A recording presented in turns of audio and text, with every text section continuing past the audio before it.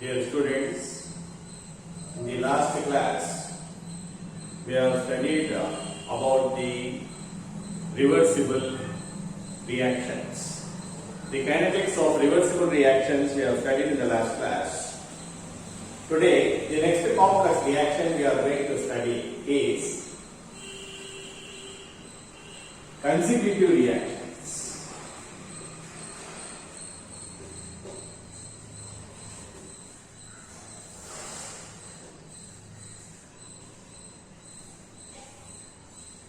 What is consecutive reactions?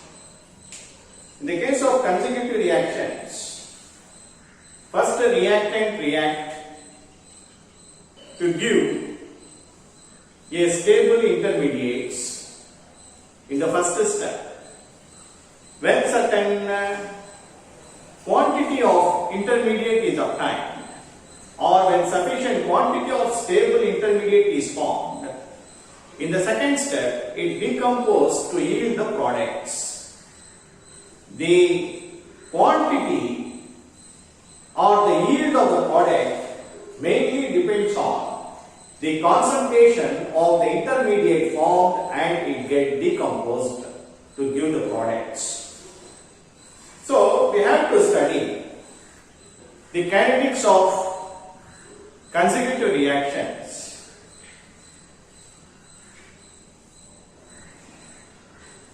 In this type of reaction, the consecutive reactions may be reversible or for all practical purposes, it is irreversible. They may also be competitive or non-competitive consecutive reactions. Now let us discuss the kinetics of irreversible and non-competitive consecutive reactions.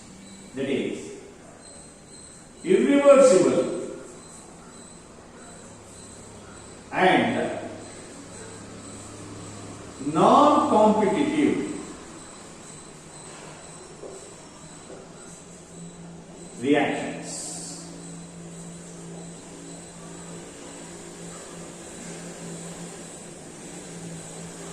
Irreversible means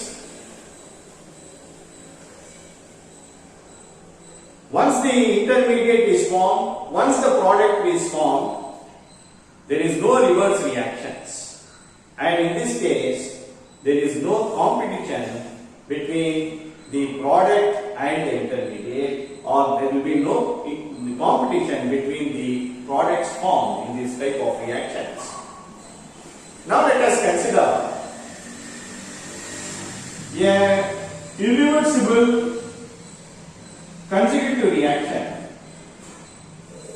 A gives L and L gives M. Here, A is the reactant. In the first step, or the rate constant of the first step to give the intermediate is A1. When sufficient quantity of stable intermediate is formed, it decomposes to give the product M. And the second step, that is the intermediate decomposes to give the product, the rate of this reaction is taken as K1 dash. It is actually a two-step process, or we can say it is a biphasic process. It is a biphasic process.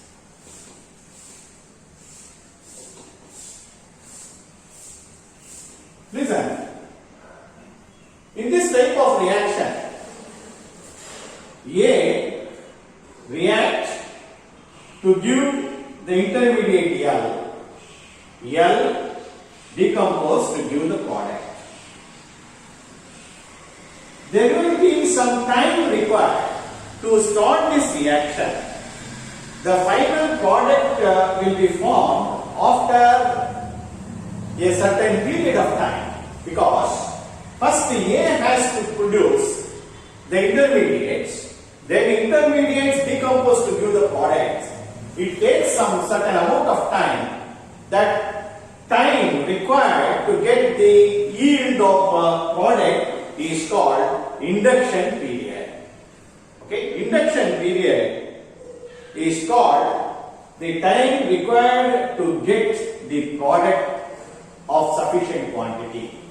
Okay, so this reaction is a biphasic process reaction, and the time required for the formation of the product is called a period of induction or induction period. Now let us consider the reaction here. When you look at this reaction speed, if we study about the concentration versus time in the x-axis, the concentration of A goes on decreases with time because it is converted into the intermediate L. That is, when we draw the graph, we get a curve like this. This is A. The concentration of A goes on decreases because it is converted into the intermediate L. What about the concentration of L?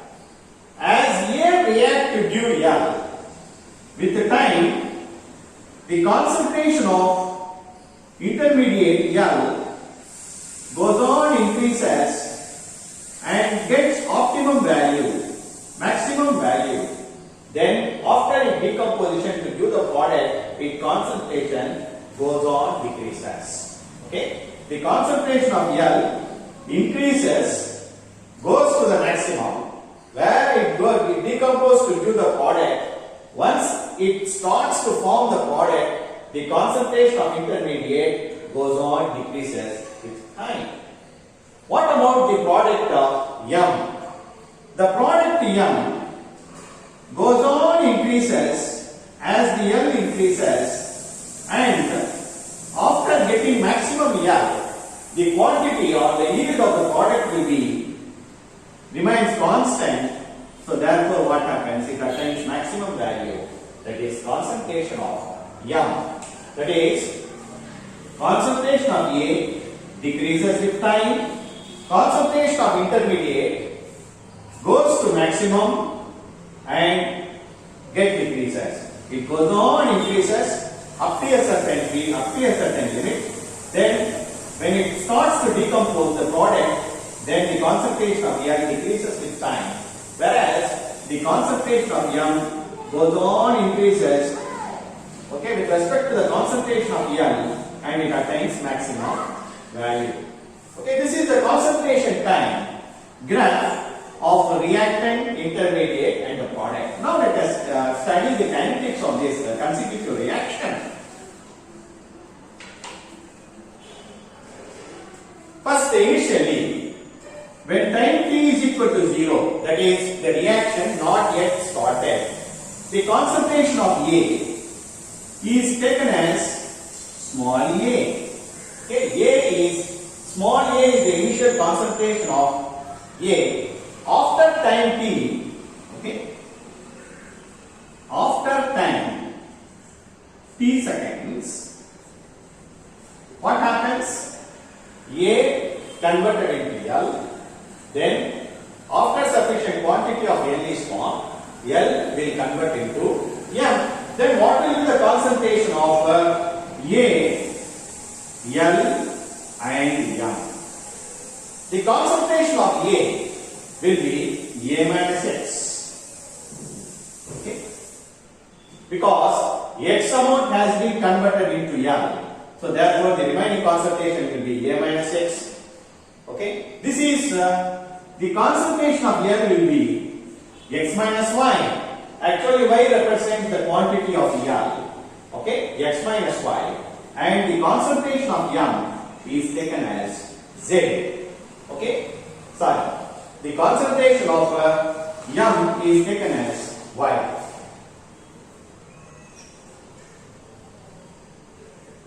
So X minus Y will use the value of concentration of L. Actually Y represents the total concentration of the product. Now we are studying the kinetics of this reaction, making use of these concentrations after time t seconds. First we are going to study the rate of decrease of concentration of A with respect to time. This negative sign shows the decrease of the concentration of A with respect to time because it is converted into intermediate L.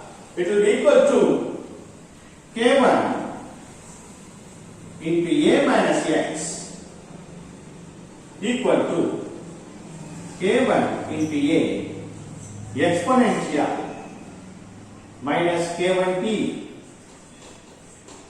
Okay, because the concentration of A after time t second is A minus X.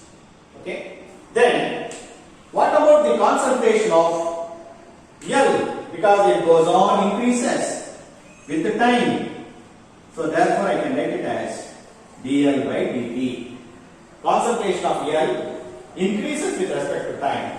This can be written as d into x minus y divided by dt equal to K1 into A minus X minus K1 dash X minus Y. Okay, here minus sign represents it decomposes to give the product M. The concentration of L will be X minus Y. The concentration of A is A minus X. Then what about the concentration of product? That is, I can write it as dm by dt because it is also increases with time. Okay, concentration of M with the time will be equal to dy by dt because this y is nothing but the quantity of M will be equal to K1 dash X minus Y. It depends on the concentration of L, that is nothing but X minus Y. So therefore all these X minus Y, A minus X and Y, everything came from the initial concentration of A. So therefore initial concentration of A is nothing but the concentration of the reactant A, which will be equal to plus concentration of L plus concentration of M. Because the intermediate, the product, okay, everything formed from the reactant. That is why this is the initial concentration of A, or I can write it as the concentration of A is A minus X, okay, A minus X, and the concentration of L is X minus Y, and the concentration of M is Y. So A minus X plus X minus Y plus Y will give you the value of initial concentration of A. Now, the concentration of various species at different times are obtained by solving these differential equations. Okay, since A, you know, this react by first order process. Okay, the concentration of A, since the A is undergoes first order process, now the concentration of A can be written as it will be equal to A minus X. Okay, concentration of A is A minus X, or I can write it as A into exponential minus K1T. I can write the concentration of A will be like this. Now I have to find out concentration of L at different times.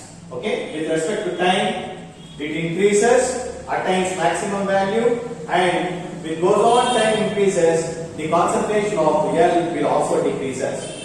To obtain the L at different times,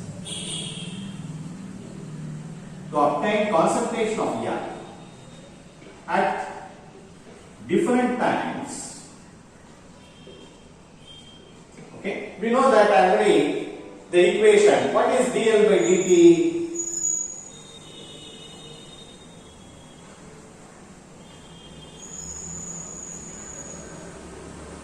We know that this equation we have already studied. Just now I have written dx minus y divided by dt will be equal to k1 into a minus x minus, okay, this is dl by dt. Now what I am doing is I am integrating this equation, okay, to obtain L at different times. I am integrating. On integration, when time t is equal to 0, automatically what happens? The concentration of L also will be equal to 0. That means the reaction is, when the reaction is not yet started, the intermediate L could not have been formed. Okay? When this is applied, I am substituting the value for a minus x as a into exponential minus k1t, we already know. On substituting this, and x minus y as z, this is as z, and this is as a exponential minus k1t, okay? A exponential minus k1t, when I substitute and on integrating this equation, on simplification, I can write it as dz by dt, dz by dt plus k1 prime z equal to k1a exponential minus k1t. Okay?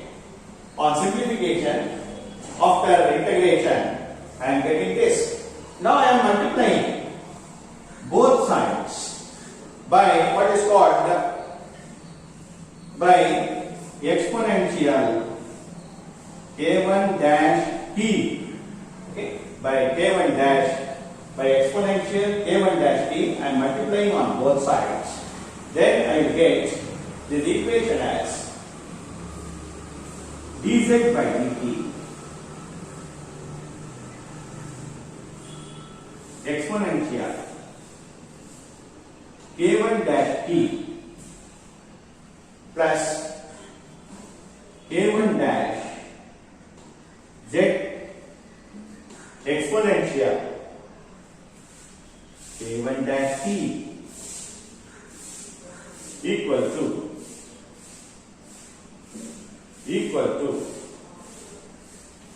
k1a exponential minus k1t, okay, minus k1t into exponential k1 dash t. Okay, I will get this. After this, I can write on simplification. I can write this equation as, or I am taking d by dt common.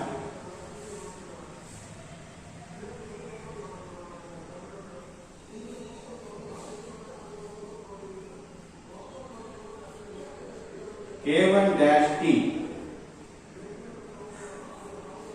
equal to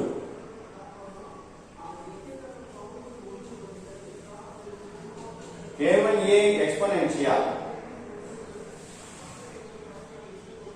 k1 dash minus k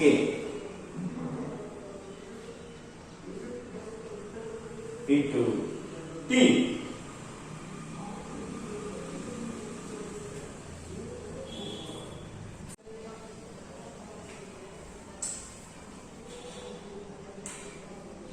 Integrating this expression,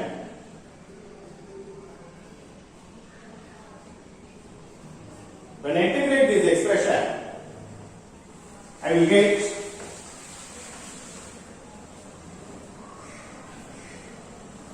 z exponential k1 dash t will be equal to k1 into a divided by k1 dash minus k1. Okay, k1 dash minus k1 exponential k1 dash minus k1 into t plus I, where this I is called integration constant. To find out the value of integration constant I, to find integration constant I, the two conditions are assigned. That is, when time t is equal to 0, that means the reaction not yet started, automatically no product would have been obtained. So the concentration of m is z, that is also will be equal to 0. When I substitute these two values in this equation, I will get the value of integration constant I as the value of integration constant will be minus k1 a divided by k1 dash minus k1. I am getting this, the value of integration constant. On substituting this value of integration constant in this equation, I will get, therefore, z exponential minus k1t will be equal to k1a divided by k1 dash minus k1. Okay, 1 exponential k1 dash minus k1 t minus 1. Okay, or therefore we can find out the value of z, that is nothing but the concentration of product m, that is x minus y, which is nothing but, okay, or the concentration of L.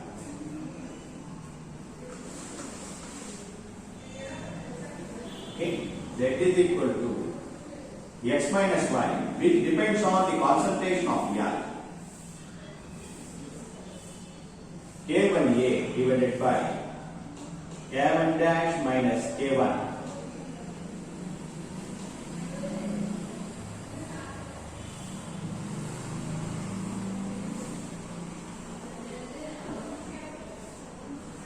exponential minus k1t minus of exponential minus k1 dash t. This will give the value of z, which is nothing but the concentration of x minus y, which is nothing but the concentration of L. This is the concentration of intermediate at different times. From this, we can also find out finally the concentration of the product M.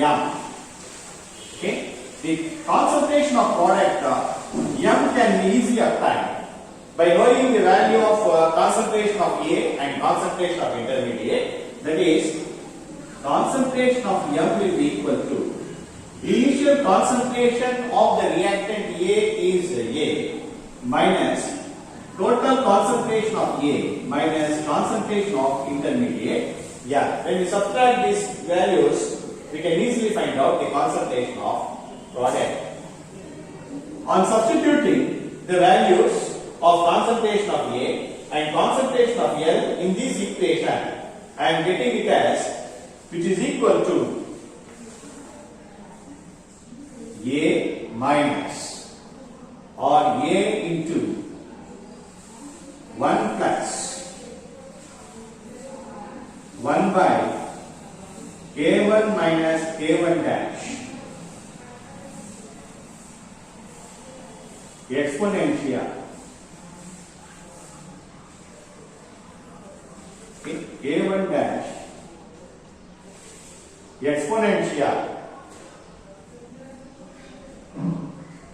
minus k1t minus K1 exponential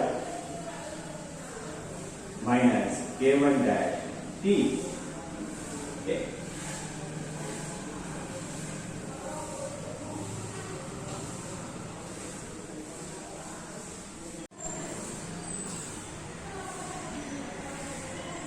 Knowing the value of concentration of A at different interval of time, we can easily find out the concentration of M. That means, on integrating this equation, okay, when we integrate this equation and find out the integration constant value, we can easily find out the concentration of the product at different interval of time. Even by using this expression, the rate of first order, that is the rate of formation of the intermediate and the rate of decomposition of the product M, that is K1 and K1 dash, we can easily find out the concentration of the product M of time at different interval of time. So therefore, in the case of contributive reactions, we have to find out the concentration of intermediate L and the concentration of the product M at different interval of time, so that we can arrive at the kinetics of this type of non-competitive constitutive reactions. The remaining topic we will study in the next class.